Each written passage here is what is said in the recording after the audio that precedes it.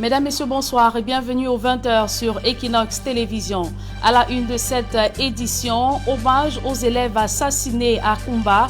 La communauté catholique a prié ce jour pour le repos éternel de ces âmes innocentes disparues le 24 octobre dernier. Ambiance et recueillement à travers le pays, c'est à suivre dans le 20h.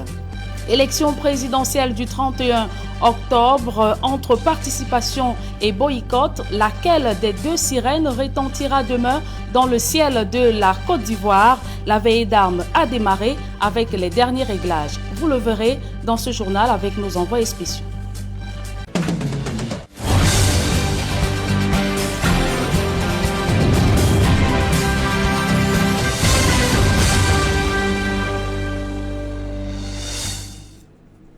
Une fois de plus, bonsoir mesdames et messieurs et merci de nous recevoir chez vous.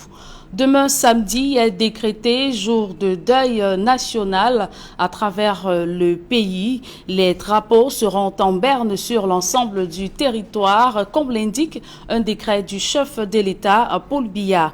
À la paroisse Sacré-Cœur de Fiango à Kumba, dans le sud-ouest, les fidèles catholiques et membres des familles éplorées de cette attaque ou tuerie de Kumba sont allés écraser une larme en la mémoire de ces écoliers disparus. On voit tout cela dans ce reportage de Xavier Foka. L'atmosphère était lourde. Ce vendredi 30 octobre 2020, à la paroisse Sacré-Cœur de Fiango à Kumba, dans le sud-ouest. Les fidèles et les proches sont venus rendre un dernier hommage aux 7 victimes du massacre de samedi dernier, des victimes de trop d'une guerre inutile. My dear Christians and sympathizers, grabbed by fear and anxiety. Chers chrétiens saisis par la peur et l'anxiété causée par 4 années de guerre insensée. Cette guerre qui est la manifestation de toutes sortes de méchanceté de l'homme. All forms of wickedness of the human heart. In our grief for the so many people. Cette guerre qui nous a causé trop de peine par la mort de plusieurs personnes tuées dans cette guerre inutile contre le nord-ouest et le sud-ouest. With children especially being the victims. Avec les enfants comme victimes, à l'exemple du récent carnage à la Moda Francisca International Bilingual Academy de Kumba. On Saturday, the 24th of October 2020.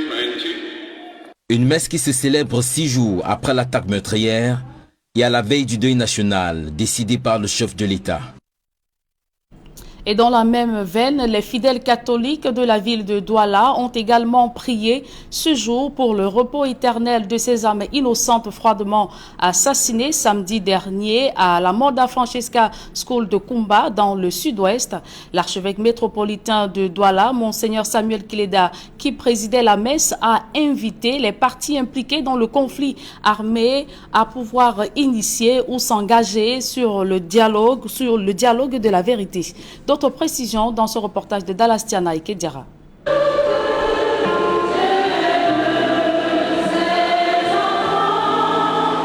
Une messe en faveur à un retour à la paix en zone anglophone. Dite à la cathédrale de Douala par Monseigneur Samuel Kileda, elle a permis aux fidèles touchés par le massacre de Kumba de prier une fois de plus pour le repos des âmes de ces enfants innocents, partis trop vite, partis brutalement. À l'occasion de cette messe, Monseigneur Samuel Kileda a prêché sur ce qu'il appelle le dialogue de la vérité. On connaît bien les causes réelles de ce conflit aujourd'hui. Mais il faut l'aborder, s'asseoir avec tout le monde, que les Camerounais se parlent. C'est cela que j'appelle le dialogue de la vérité. Pas en vérité, mais le dialogue de la vérité. Et cela est très important. Et ce n'est que ça qui pourra nous sortir de la crise que nous vivons. L'archevêque métropolitain a également invité les uns et les autres à rechercher inlassablement ce qui construit. Quand on parle de dialogue, c'est celui qui peut arriver à des solutions concrètes. Et pour y arriver, il faut dialoguer dans la vérité. Chercher ce qui construit, sans chercher à défavoriser ou écarter tel ou tel. Dans la salle, des fidèles éplorés, mais également un groupe de femmes indignées, vêtues de noir et de rouge, qui appellent, depuis le début de cette semaine, au retour à la paix, dans un Cameroun qui n'a déjà que trop perdu ses enfants. Nous déjà, les femmes indignées, Ultra-Gate Women, demandons seulement la paix. Nous voulons la paix, nous ne voulons plus les assassinats.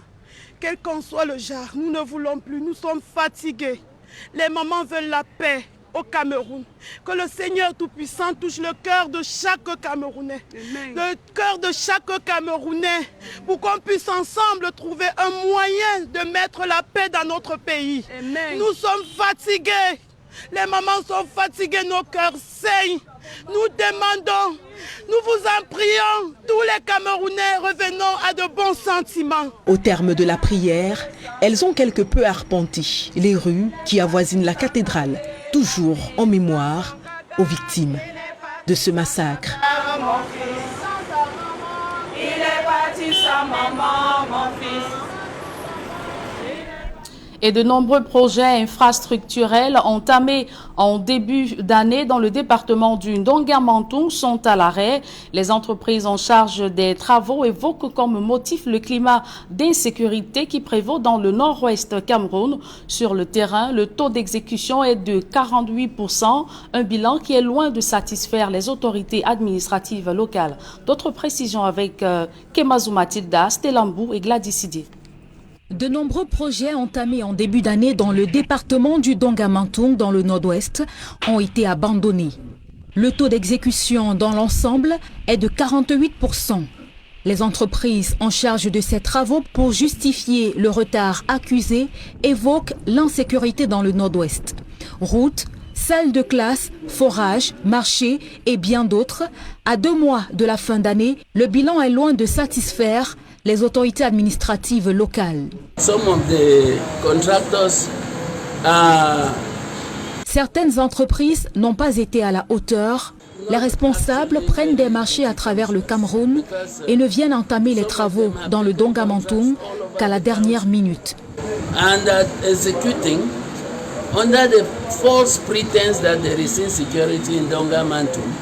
Ils prennent pour prétexte l'insécurité, ce qui n'est pas vrai.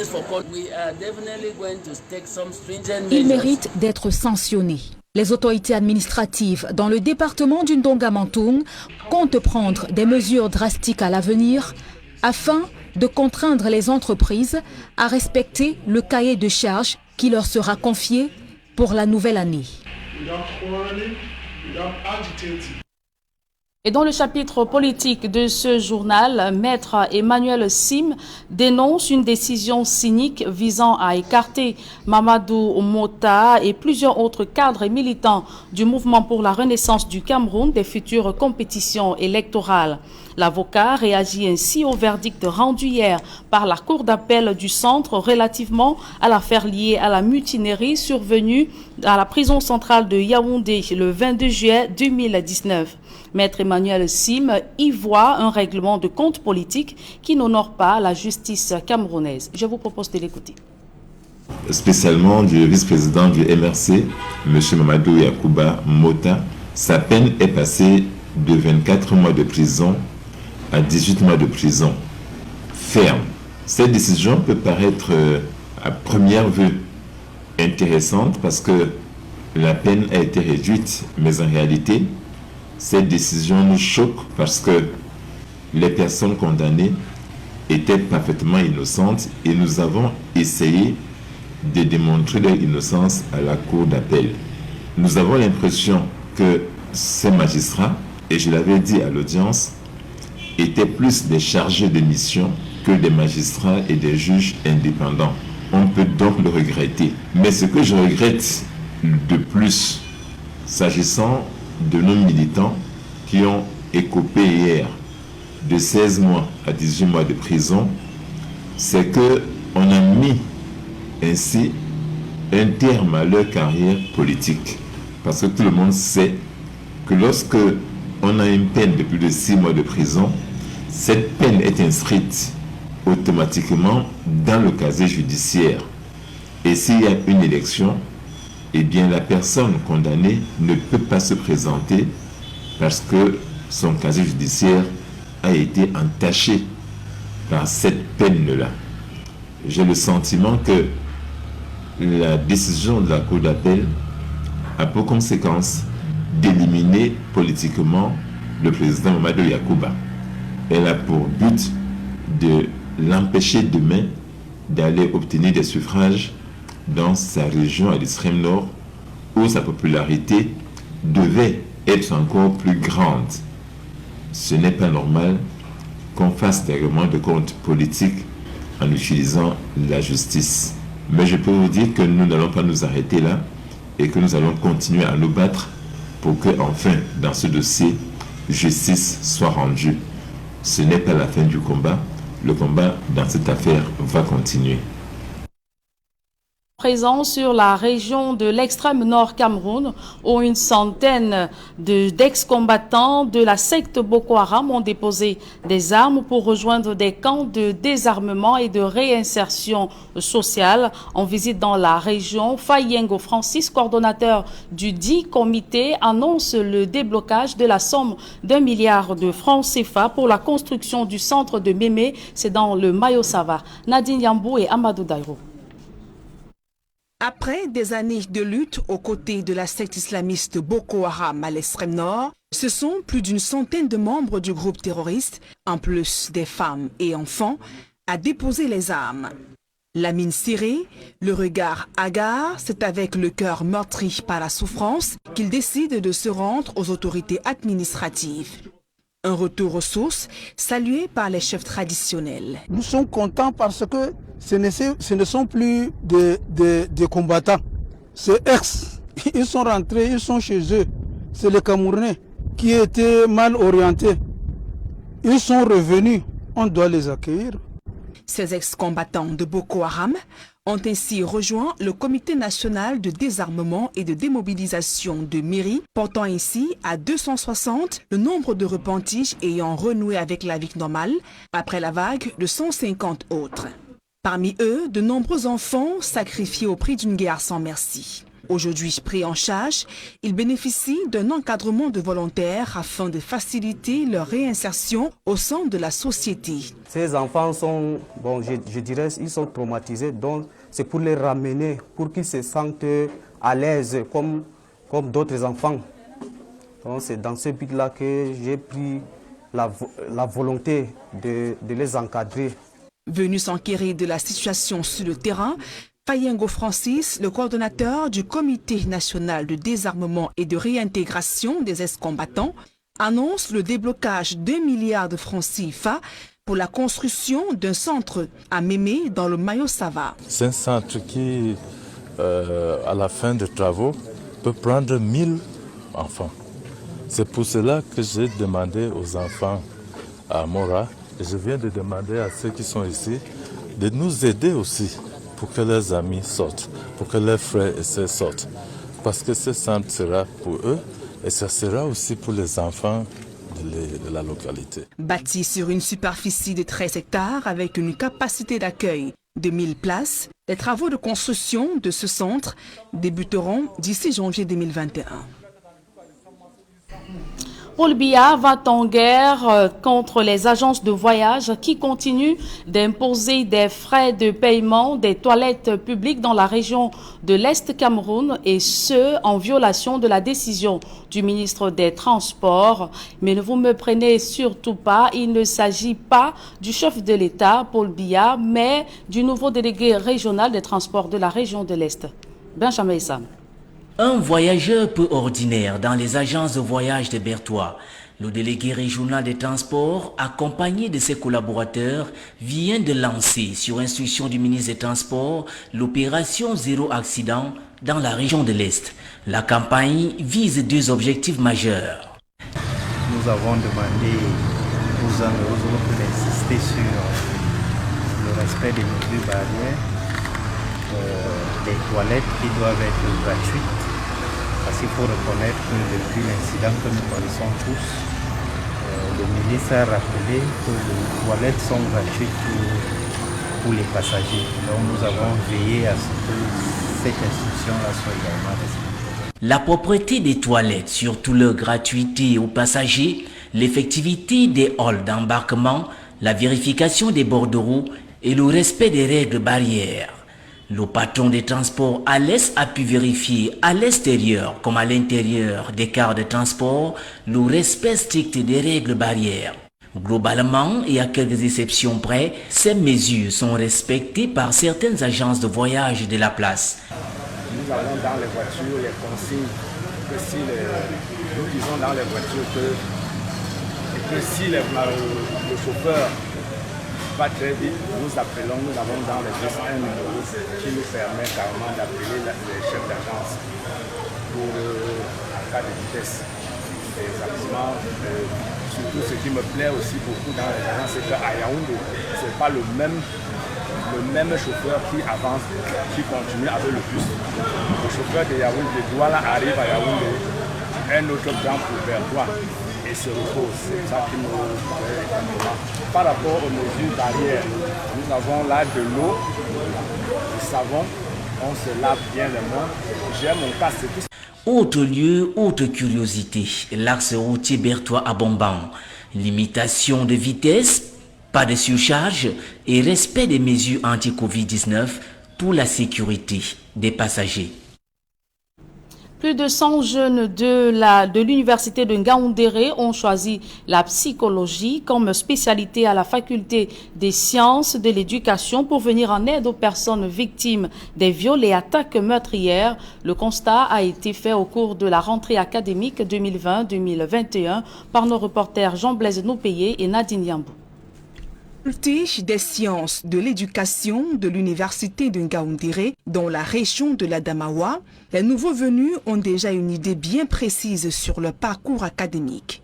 La montée inquiétante de la violence juvénile, les crimes passionnels, viols et autres conflits poussent ces jeunes étudiants à explorer les domaines de la psychologie avec pour seul but de venir en aide aux personnes en difficulté. J'aimerais être conseiller d'orientation pour aider à améliorer aussi le comportement des autres, non seulement améliorer, mais à les conseiller également. Ils sont des centaines d'étudiants qui ont choisi la filière psychologie à l'université de Ngaoundéré. Ici, les cours en amphi ont bien changé. Coronavirus oblige.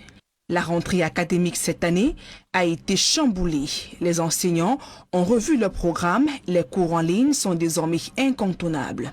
Qui va osciller entre le présentiel et le numérique. Les cours magistraux vont se faire en salle de classe, mais les travaux dirigés et certaines explications alternatives seront faites sur la plateforme e-learning. Consignes sanitaires, masques de rigueur, prise de température, l'université de Ngaoundéré est sur le qui-vive afin d'éviter une résurgence de la maladie. La rentrée académique est bel et bien effective et les préinscriptions se poursuivent.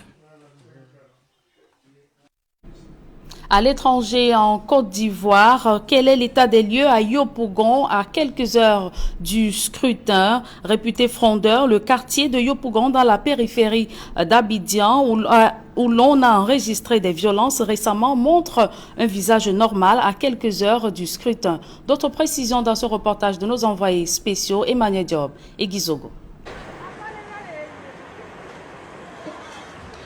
À Yopougon, dans l'après-midi, c'est une ambiance bon enfant qui y règne à la veille du scrutin présidentiel en Côte d'Ivoire.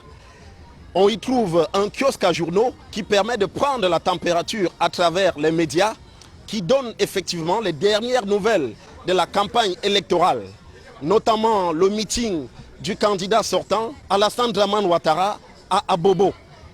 On revient également sur l'interview du président Laurent Gbagbo sur TV5 Monde à Denise et Potet.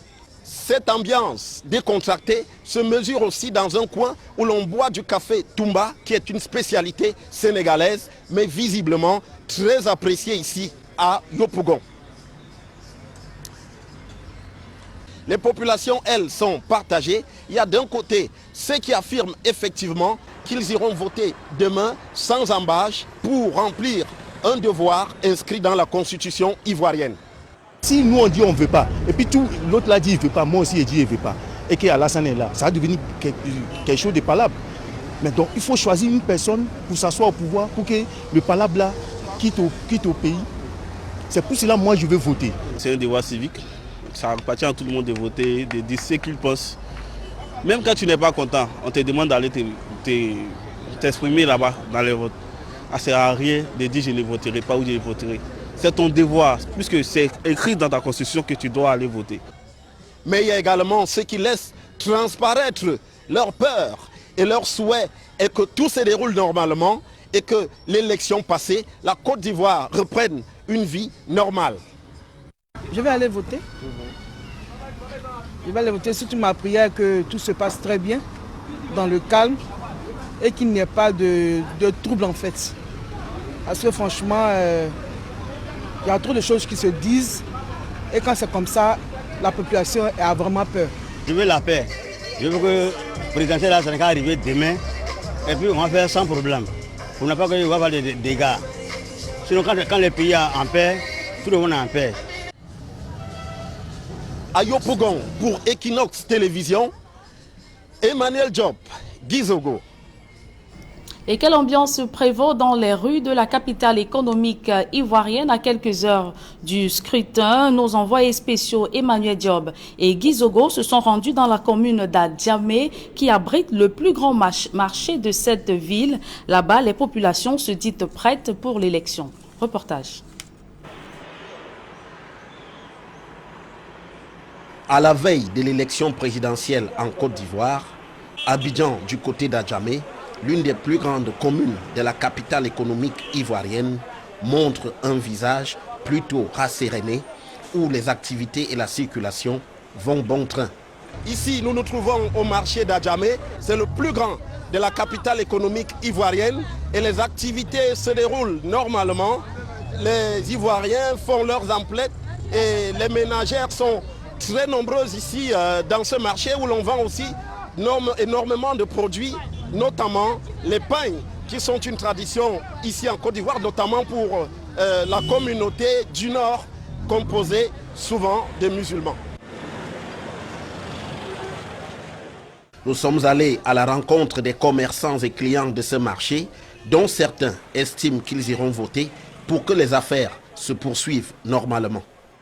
Demain, on va aller voter le premier maintenant. Non, actuellement, en mettant nos positions. En mettant nos positions, l'opposition ne parle pas, nous, ça ne parle pas. Je suis pour des élections apaisées. Parce qu'un pays sans paix, il n'y a pas de... Un pays sans stabilité, il n'y a pas de business. Voilà. Vous irez voter demain? Par la grâce de Dieu, oui. J'irai voter demain. Vous irez voter demain? Ah oui, oui. Pour vous, vous n'êtes pas concerné par ceux qui appellent à boycotter les élections Ah non, non. On n'est pas concerné. J'aimerais, on va voter. C'est ce que la loi demande. On va voter. RADP Ado. On va voter demain, Inch'Allah. On va sortir massivement pour voter Ado. Non, nous on n'est pas dedans. On va voter demain, Inch'Allah. D'autres voient dans leur choix d'aller voter l'exercice de leur devoir de citoyens. À l'évidence donc, le marché d'Adjamé vote pour une participation aux élections de ce 31 octobre 2020, ici en Côte d'Ivoire. Au marché d'Adjamé, pour Equinox Télévision à Abidjan, Emmanuel Diop, Gizogo. La campagne électorale du candidat Alassane Dramane Ouattara s'est achevée dans l'un de ses fiefs. Devant des dizaines de milliers d'Ivoiriens, il s'est présenté comme celui qui a transformé la Côte d'Ivoire en un paradis et souhaite poursuivre son œuvre à la tête du pays. D'autres précisions dans ce reportage de nos envoyés spéciaux Carlos Minoué, Cédric Noufélé. Mobilisation record dans la commune d'Abobo, l'un des bastions du parti au pouvoir dans le district d'Abidjan. C'est ici que le président candidat Alassane Dramane Ouattara choisit de clôturer sa campagne électorale. Après avoir sillonné les artères de la ville, sa caravane provoque l'euphorie au rond-point de la mairie d'Abobo. Une démonstration de force et une expression de l'adhésion populaire des jeunes habillés aux couleurs du RHDP qui scandent le nom de leur candidat.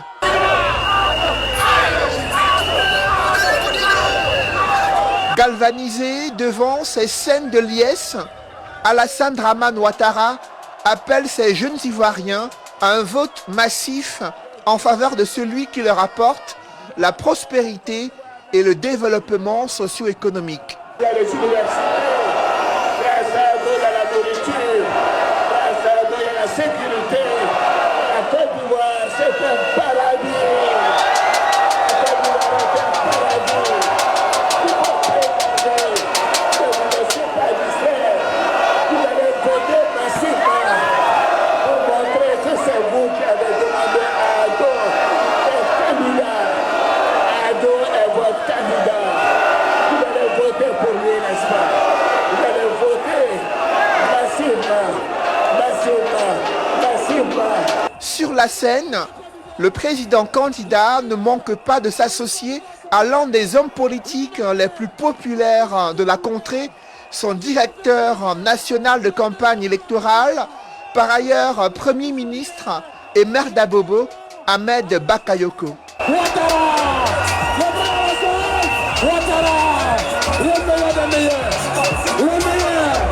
Au-delà de cette union des leaders politiques, l'atout féminin de la campagne électorale du candidat RHDP, incarné par la première dame ivoirienne, a conquis les cœurs et tous ont promis de donner la victoire dès le premier tour à leur candidat Alassane Dramane Ouattara. Et selon une mission d'observation électorale ivoirienne, la situation sociopolitique est tendue et fragile. Plusieurs incidents ont été signalés dans les localités de Yamoussoukro et Bonois. Depuis l'ouverture de la campagne électorale, ces organisations de la société civile ont répertorié des dizaines de morts à la suite des manifestations liées à la contestation du processus électoral. Néanmoins, il estime que le scrutin présidentiel peut se tenir dans ce contexte. Je vous propose de suivre la réaction d'Arsène Conan. Il est coordonnateur de l'initiative de dialogue d'action participative en Côte d'Ivoire. Parmi les 1000 observateurs, nous avons 750 observateurs fixes qui donc ont été échantillonnés à partir d'un travail scientifique, statistique, pour avoir donc un échantillon représentatif de la population électorale en Côte d'Ivoire. Donc ces observateurs donc citoyens sont recrutés donc dans les localités qu'ils vont donc couvrir et leur rôle sera de regarder dans un premier temps le déroulement donc du scrutin dans leur localité, dans leur bureau de vote. Et puis, à côté de cela, il y a ceux qui sont des observateurs mobiles qui, eux, seront chargés donc de sillonner les localités au fin donc de recueillir toutes les informations en lien avec l'environnement socio-sécuritaire autour du scrutin, l'environnement global autour du scrutin, de sorte à pouvoir nourrir, compléter donc notre analyse. Et pour ce qui est des éléments critiques, saillants ou disons incidents critiques, nous avons des analystes sur place au sein donc de notre état-major, de notre QG opérationnel qui regardent cela, qui scrutent de près cela afin donc de pouvoir tirer l'essentiel, la substance de ces données qu'on reçoit. Nous, notre action se présente comme une action qui veut contribuer de façon positive à l'édification du processus politique à Côte d'Ivoire. Il ne s'agit pas pour nous de distribuer des satisfecits ou des blâmes, non. Et cette plateforme de la société civile compte déployer 100 observateurs électoraux pour analyser le déroulement du vote sur le territoire ivoirien. Grâce à l'appui du NDI et d'autres programmes américains, ils vont collecter des données par voie numérique cryptée et l'accent sera mis sur les incidents critiques afin de produire un rapport sur le processus politique en Côte d'Ivoire. Je vous propose à cet effet d'écouter à nouveau ce coordonnateur. À la veille donc de ce scrutin du 31 octobre 2020, les informations que nous avons en notre possession font état de quelques incidents encore dans quelques localités, notamment Yamoussoukro, la capitale, et aussi Bonoua un peu plus au sud. Alors, des manifestations, donc des poses de barricades sur certaines voies, et bien sûr les forces de défense et de sécurité sont mobilisées aussi donc, pour rétablir l'ordre, ce qui crée quand même quelques incidents ça et là, quelques difficultés pour les populations à vainquer leurs occupations. Il serait difficile à ce jour de faire un bilan exhaustif, mais selon les chiffres que nous avons, déjà en termes de dégâts en perte en vies humaines, on note entre un minimum de 30 pour, c'est les chiffres les moins élevés, 30, et un minimum de 70 personnes qui ont perdu la vie suite à ces incidents qu'on enregistre depuis, disons, quelques semaines, voilà, à la faveur donc, de cette période préélectorale en Côte d'Ivoire. C'est un climat assez fragile, assez tendu, et nous, en tant qu'organisation de la société civile, nous ne pouvons que déplorer cela. Évoquons à présent la fin de la campagne électorale du candidat Kouadio Konan Bédié. Le candidat indépendant de l'opposition appelle les Ivoiriens à se rendre massivement demain aux urnes pour opérer un changement à la tête du pays. Kouadio Konan Bertin exhorte ses concitoyens à éviter la violence. D'autres précisions dans ce reportage de Guizogo. Dans une campagne électorale où les meetings de l'opposition auront été plutôt rares, Kouadio Konan Bertin a fait exception ici au stade d'Inch'Allah à Koumassi avec ce dernier meeting ce jeudi à Abidjan. Un meeting où le public a été chauffé à blanc par des airs musicaux ivoiriens et où on a vu beaucoup de jeunes se tremousser avant le début de ce meeting sous le son des artistes ivoiriens avec naturellement toutes les pichenettes de danse qu'on connaît ici en Côte d'Ivoire. Le directeur de campagne du candidat KKB s'est exprimé. Venance Djedje explique les raisons de ce dernier meeting et le message qui est passé à cette occasion. Le message il est très clair. D'abord de dire à tous les Ivoiriens et Ivoiriennes d'aller voter massivement pour libérer notre pays. Au lieu d'amener les uns les autres au boycott, à aller barrer les routes et se donner la mort, nous préférons leur dire tout simplement, allez-y aux urnes. Si tel est que vous n'aimez pas le candidat d'en face, venez et votez massivement pour KKB. Et on a la victoire, tranquillement, Alassane partira. Il ajoute pour ceux qui critiquent KKB de prendre part à ce scrutin en estimant qu'il légitime la candidature d'Alassane Dramane Ouattara. Il ajoute donc qu'ils n'ont qu'à parler.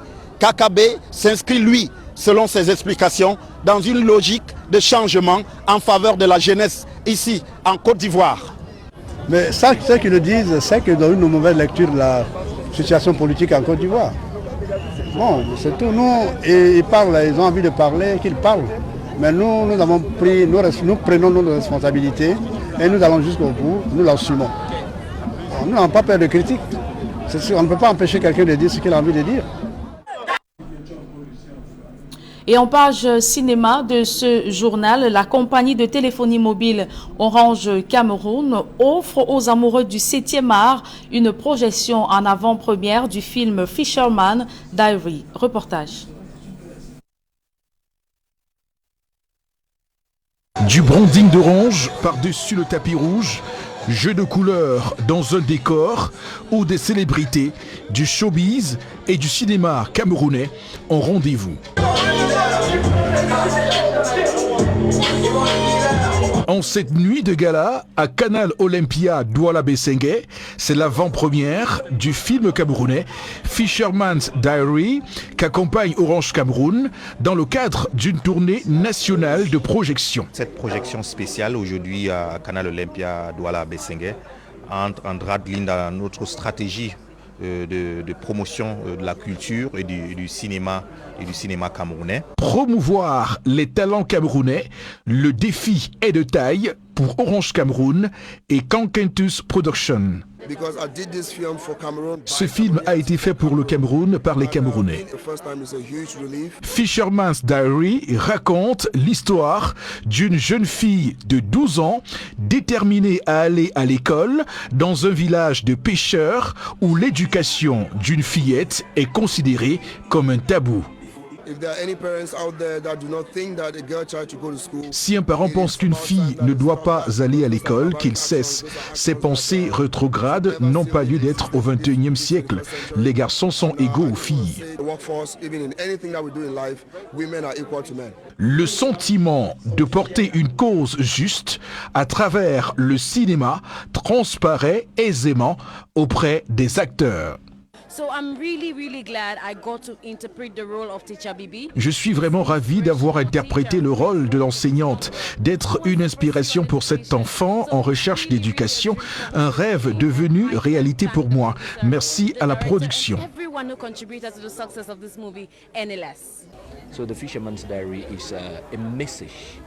Le film Fisherman's Diary est un message pour les parents qui tuent le rêve merveilleux de leurs enfants. Because I think parents have killed a lot of beautiful, amazing dreams. Au-delà du message porté par le film Fisherman's Diary, il y a la qualité de la production qui impressionne. Je suis vraiment contente de voir que ce film-ci représente en fait ce qu'on n'a pas l'habitude de voir. Franchement, c'est un très très beau film. Et de voir que ce sont les Camerounais qui ont fait ça. Je suis trop fière de mon pays, quoi. Le contexte difficile du cinéma camerounais est connu. 12 longues années entre 2005 et 2017 où les salles de cinéma étaient fermées. Avec le peu de moyens que nous avons, des fois nous ne parvenons pas parce que voilà, il n'y a pas assez de budget.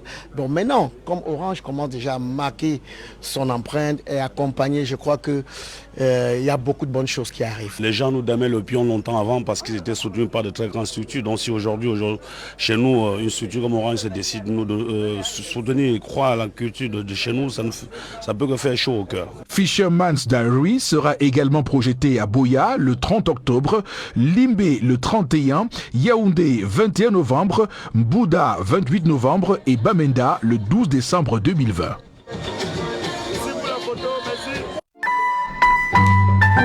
Orange.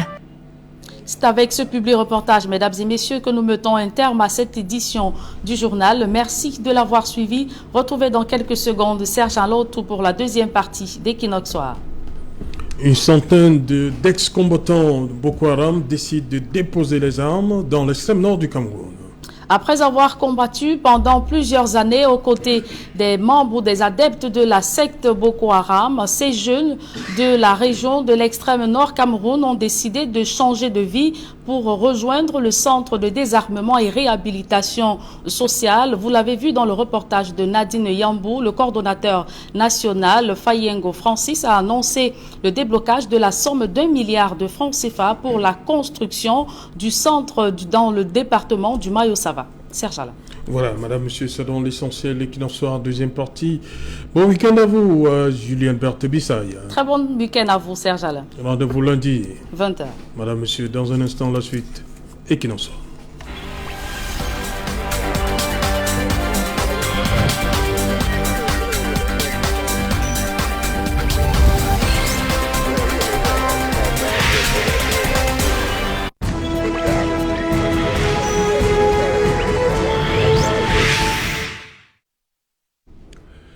Retour sur le plateau Equinox Soir. Deuxième partie, c'est la partie consacrée au débrief du journal, toujours en compagnie de barista Tamfou Richard, Sissé Bamanga, Joseph René Mboutouzé et Tchaye.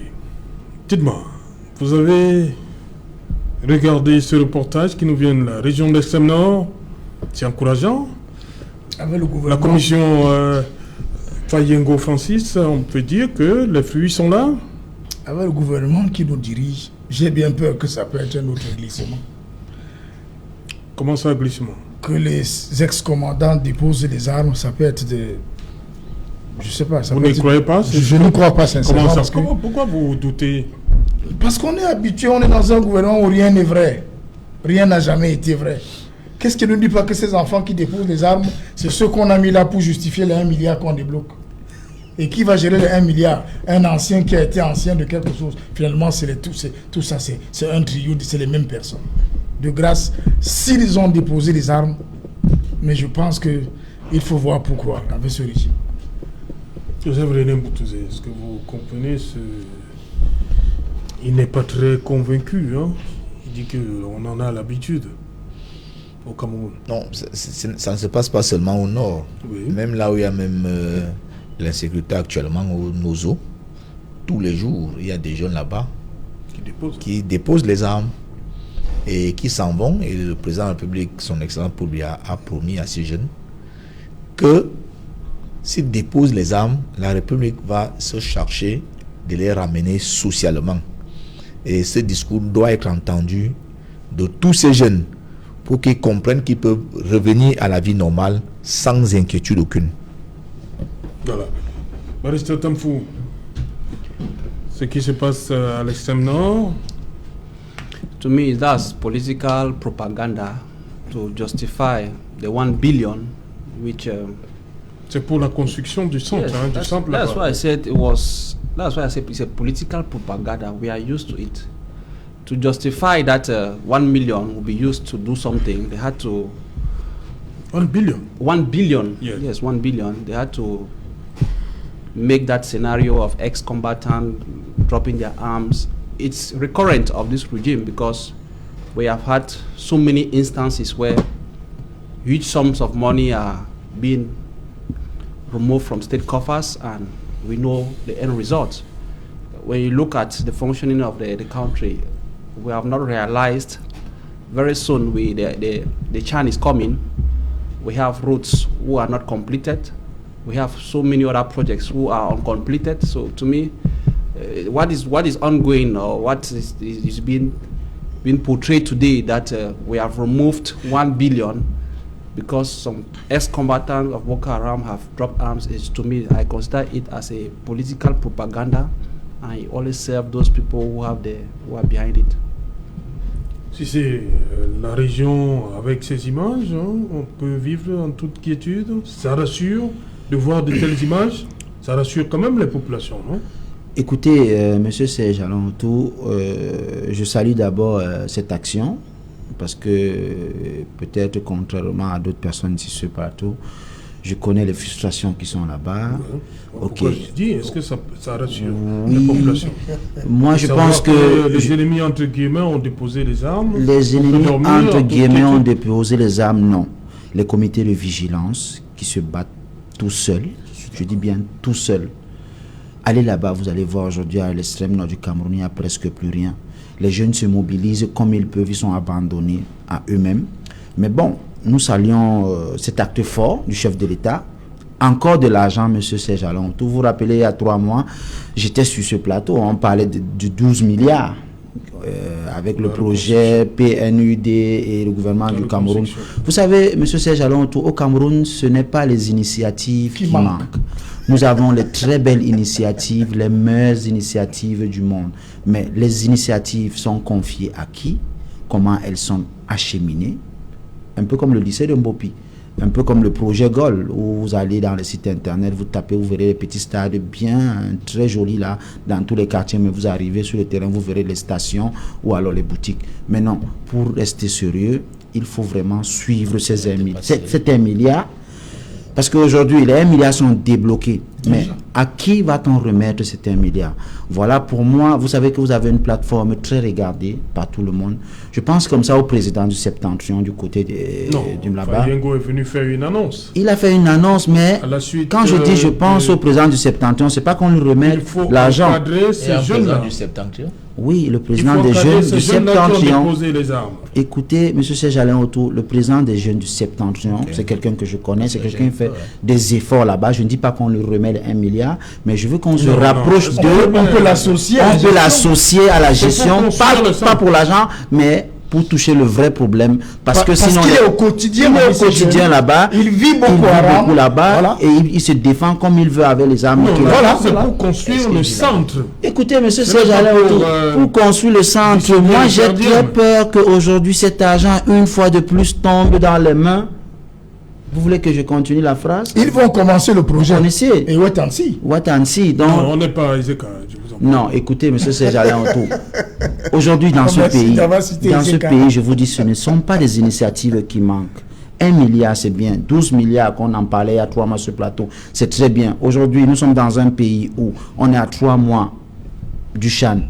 La crise du football, c'est phénoménal. Les stades, normalement, aujourd'hui, on aurait déjà dû avoir du plaisir de voir Cameroun-Portugal, match amical, ou alors... Mais nous vivons dans un monde où, je ne sais pas, le Cameroun appartient à une planète, je ne sais pas, M. Sejalon. Où les glissements sont permanents. Sont permanents, mais pour être sérieux, espérons que ces 1 milliard vont vraiment faire profiter à la population du Septentrion. Vous savez, on continue jusqu'à aujourd'hui, et c'est là où c'est déplorable, M. Sejalon. On continue à tromper le chef de l'État jusqu'à aujourd'hui. Et c'est ça que je ne comprends pas, parce qu'on dit au chef de l'État que oui, c'est fait, ce n'est pas fait, mais comme il a l'habitude, comme M. Mboutouzé a dit qu'il est là-bas, parce qu'il gère comme il veut, alors les 1 milliard vont encore se volatiliser en 4x4, en voyage à Paris, et bientôt vous savez que c'est les fêtes de Noël, dont les enfants auront des beaux cadeaux. Non, le milliard, je continue de le dire, c'est pour la construction du centre CNDD de Méné dans le Mayo Sava. Dans le Mayo Sava. C'est pour construire le stade, pour encadrer, construire le centre, pour encadrer ces ex-combattants. Je suis d'accord. J'ai donné aujourd'hui les propositions, parce qu'il ne faut pas que critiquer. Il faut se rapprocher des personnes qui sont là-bas, qui vivent là-bas, pour connaître leurs vrais problèmes. Et puis, on prend cet 1 milliard qui profiteront à tous les Camerounais, pour que même si moi aujourd'hui je vous prends, je dis bon, monsieur Serge Alain Autou, allons là-bas pour un week-end, on profite de ce centre de santé qui sera visible, pas virtuel. Non, c'est pas le centre de santé, c'est le centre, le CNDD de l'extrême nord. Moi, du Mayo, ça va. Mais Serge Alain Autou, je ne fais pas un centre de santé. J'essaie de vous faire comprendre. Quand je parle de centre de santé, ce que j'ai envie de vous dire, qu'on va minimiser ça, ça va devenir un petit centre de santé. C'est dans ce sens que je suis en train de vous dire. Non, mais je vous dis, M. Serge Alain Autou, les 1 milliard, on a l'habitude de débloquer beaucoup d'argent dans ce pays, M. Serge Alain Autou. Mais M. Serge Alain Autou, je ne sais pas pourquoi... Les travaux, vous voulez dire que les travaux vont quand même commencer dans ce pays, M. Serge Alain Autou, rien qu'à Douala, vous avez le lycée de Mbopiké, existe, non? Vous savez où c'est? Non, il ne faut pas, machin. Le projet Goal, je vous ai démontré aujourd'hui le projet Goal, FIFA Goal, où on a donné de l'argent. C'est même pas notre argent, M. Serge Alain Autou. Un pays ami dit que bon, prenez ça, faites quelque chose de bien pour que votre jeunesse profite. On prend ça, on met dans les poches, on met dans les 4x4. C'est de ça que je parle. Alors, moi, je suis très content. Le chef de l'État a toujours aimé le Septentrion, M. Serge Alain Autou. Il y a eu toujours... Oui, c'est la mamelle politique. Et aujourd'hui, la moutonnerie ne fonctionne plus chez nous. Parce que la jeunesse du Septentrion est en train d'être debout, M. Serge Alain Autou. Ils ont pris conscience. On a pris conscience. Mais nous ne voulons pas être violents. On observe encore la scène, mais je dis encore que aujourd'hui, ceux qui continuent à tromper le chef de l'État dans le Septentrion et dans tout le Cameroun, le moment venu, ils n'auront que les yeux pour pleurer parce qu'ils rendront compte non seulement à Dieu qu'ils parlent aujourd'hui, parce que aujourd'hui, les politiques du Cameroun, à travers notre minute aujourd'hui, quand on voit un politique aujourd'hui parler de Dieu, M. Serge Alain Autou, ça veut dire qu'on a touché le fond, on est dépassé. Donc je pense qu'aujourd'hui, nous pouvons encore rectifier le tir parce que ce pays nous appartient tous, M. Serge Alain Autou. Aujourd'hui, si le Cameroun ne marche plus, je ne sais pas où j'irai. J'appelle le chef de l'État, son Excellence président Paul Biya, de travailler, pourquoi pas avec des jeunes brillants comme mon frère Mboutouzé. C'est vrai qu'on ne partage pas certaines choses politiques, moi et lui, mais aujourd'hui, si Mboutouzé est nommé aujourd'hui, je sais qu'il va travailler parce qu'il a la force, parce que c'est un intellectuel, parce que c'est un jeune, parce qu'il est ambitieux, mieux que celui qui ose faire aujourd'hui, qui a 80 ans, 90 ans, et j'en passe. Les mêmes. On a nommé des jeunes. Les mêmes. Où? Dans quel pays, monsieur? Pourquoi on ne m'a pas nommé, monsieur Serge Alain Autou? Non, oui, je veux que vous me dites. Aujourd'hui, Manaouda Malachi, le ministre. Le ministre Manaouda Malachi, si vous voulez qu'on parle de lui, c'est un jeune qui est très brillant, mais aujourd'hui, vous savez, les bâtons qu'on est en train de lui mettre dans les roues. Bien sûr. Non, mais dites-moi où on a nommé un jeune aujourd'hui. Il en a plein la casquette. Où monsieur Serge Alain Autou? J'ai dit, on a nommé des jeunes. Où monsieur Serge Alain Autou? Passons de Voilà. Dites-moi, barista. Vraiment, on continue de dire, le deuil national, c'est pour demain. Nana, on ne veut plus voir ce qui s'est passé à Kumba. Yes, enough is enough. That's the message. And had it been, it was falling on good ears. But for 4 years today, I'm Est-ce que le fait que ce soit ces images choquantes-là, les enfants, ça peut jouer, ça peut impacter sur... ça peut, comme on dit, toucher le cœur de ceux-là qui... on a comme l'impression qu'ils traînent un peu la patte pour la résolution de ce conflit. Yes, all of us are... we have taken cognizance that what has happened in Kumba should not have happened, or it has reached the peak. Like an Englishman would say, enough is enough. But just that, when you have the arrogance of a regime, and I keep on repeating, because you saw the commission that went to Kumba. Those are the same people who said there was no problem. On this year forum, they said there is no war in Kumba. So the arrogance is deep. The president, you are not seeing him, is nowhere to be found. People glorify him as a demigod. With all this, you are not seeing a way out. It is true, we have the will to put an end to it. Everybody is touched. We want to say enough is enough. But if we do not lean on the person who stole elections, because even when you steal elections, at least we should see you walking. You are nowhere to be found, and you took the oath to protect the lives of Cameroonians. Today, we are before your responsibilities. We should judge him before what happened in Kumba. Is he in the capacity to protect our lives? And if we answer that no, let him take the humble gesture to resign. Because if he doesn't think... If he thinks that he has taken upon himself to rule, which elections he rigged, his responsibility, the oath he took, was to protect the lives of Cameroonians. That is what the Constitution says. What are the functions of the president? Today, Cameroonians have the feeling that their president is not capable to carry on with that responsibility. It is left on the president, because all avenues today, militants of the Cameroon Renaissance movement are serving prison terms or being under house arrest because they raised their voice to say enough is enough. They should put an end to the Northwest and Southwest crisis before any electoral elections.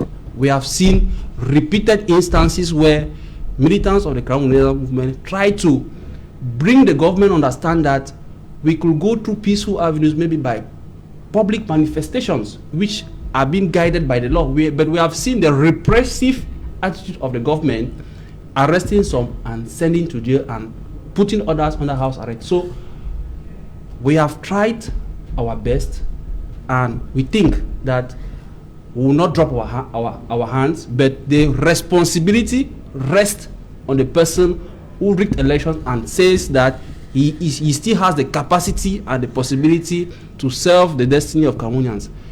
Let him be faced with his responsibility and make sure that Cameroonians should be free to live in peace, travel to those regions, go to school, so that tomorrow we'll be able to take from him, because after him, Cameroon does not end. Yes, we should be able to continue with Cameroon. Cameroon is not his property. So we want to see those children, they had a very bright future.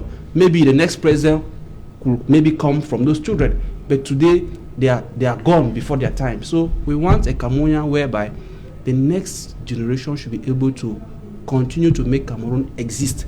If the president is tired, as they are saying there, that he asks, if he is tired, let him resign.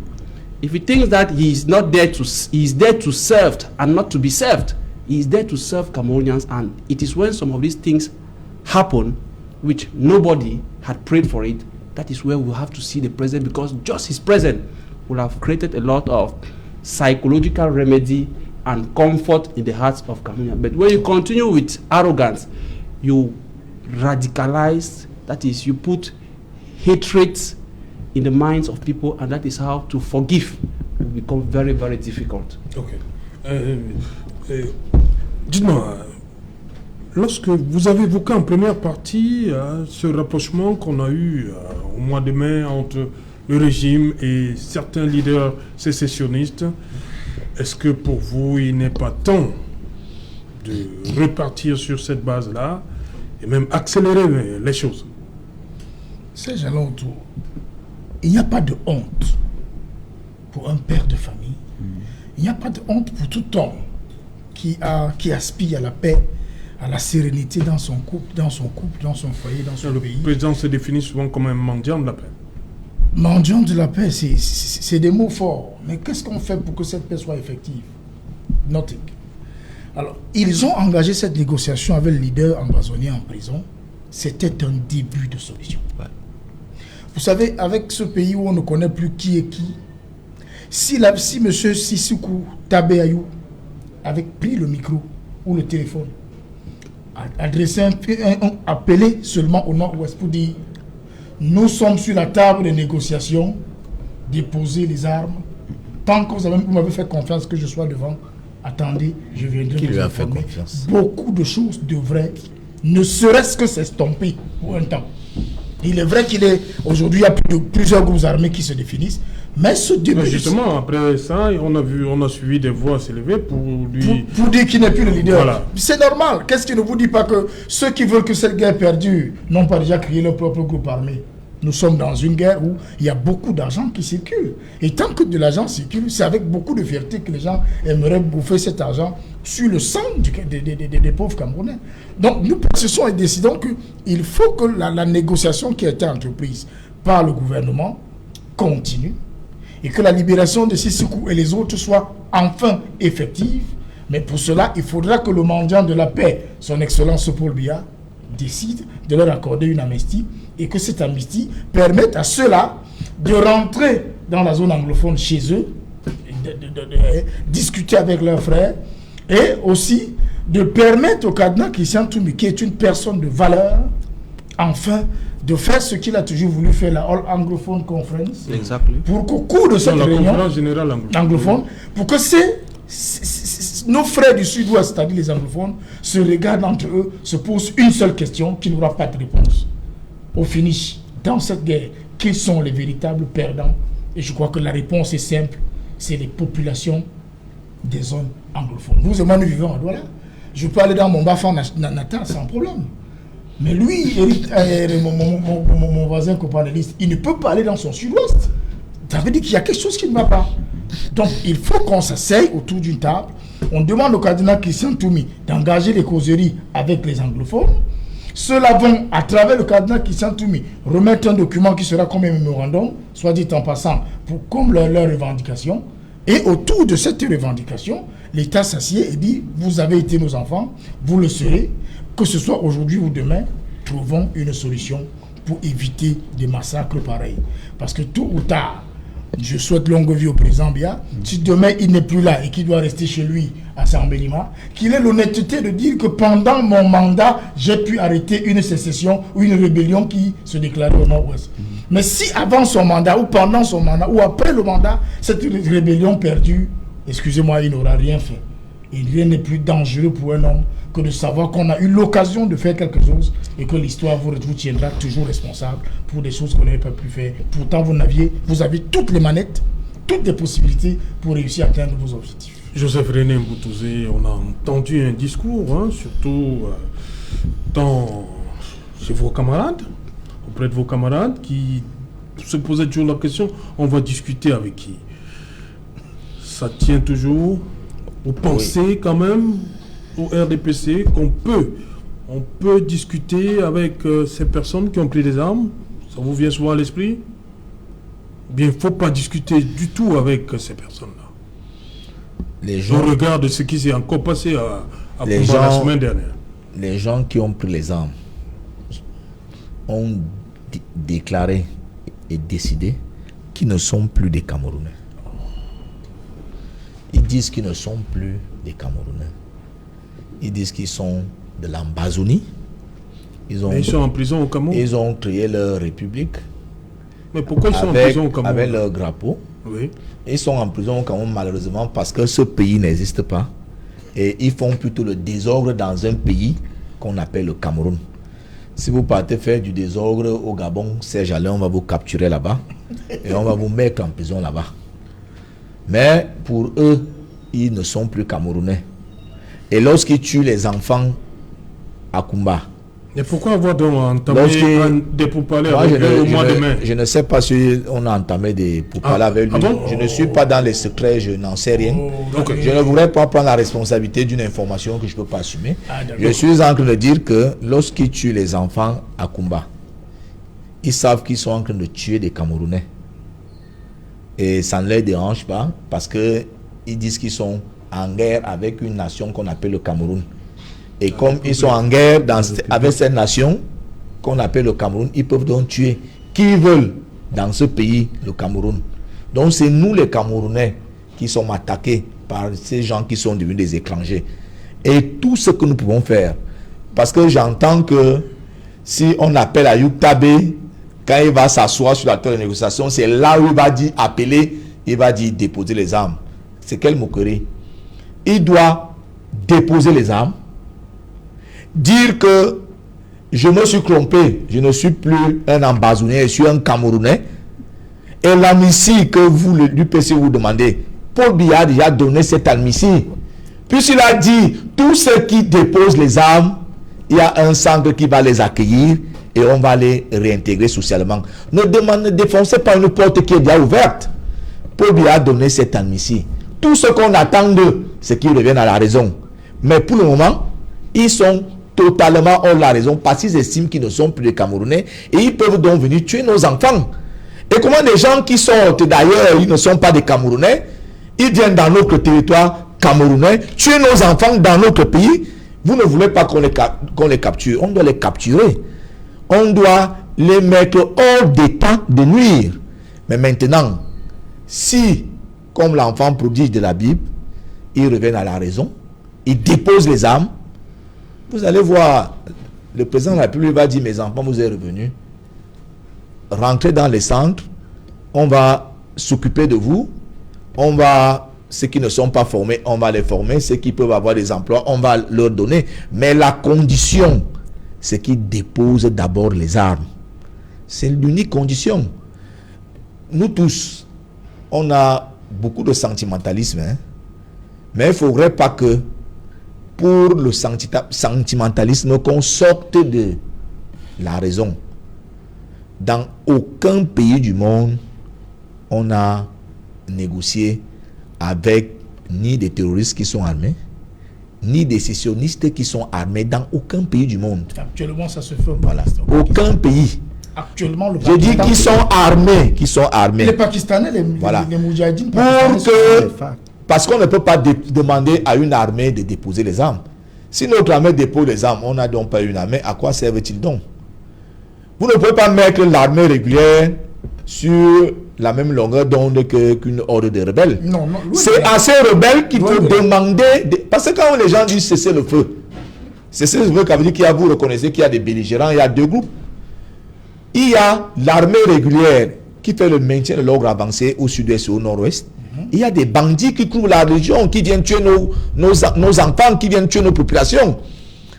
Et pour imaginer, même en interview avec eux, il faut d'abord qu'ils aient d'abord déposé les armes. Et le discours que nous devons envoyer à leur direction, c'est qu'ils n'ont plus une autre voie que de déposer les armes. Okay. Parce que tant qu'on va continuer à parler de négociations, tant qu'on va continuer à parler de cesser le feu, ils vont croire qu'ils sont derrière une force régulière qui peut se mettre sur la table avec la République. Merci Joseph René. On termine avec vous. Oui, je termine rapidement, Monsieur Serge Alain Autou.